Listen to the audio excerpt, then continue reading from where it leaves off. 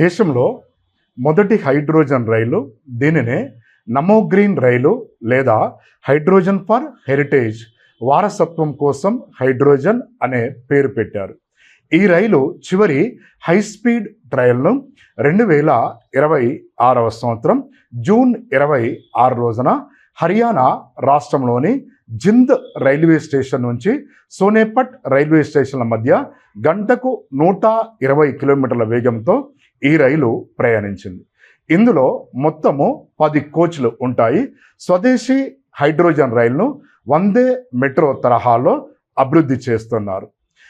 మొదటి హైడ్రోజన్ రైలు యొక్క డిజైన్ను రూపొందించిన సంస్థ RDSO, research designs and standards organisation.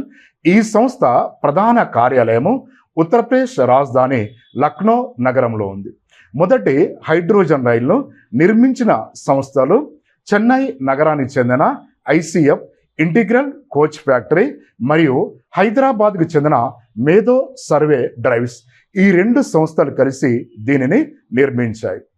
ప్రపంచంలో ఇప్పటి వరకు హైడ్రోజన్ రైలు వ్యవస్థను కలిగి ఉన్న దేశాలు China, America, Japan, Germany, France, Sweden, భారత్తో కలిపి మొత్తము 7 దేశాల్లో హైడ్రోజన్ రైల్వే వ్యవస్థ ఉంది.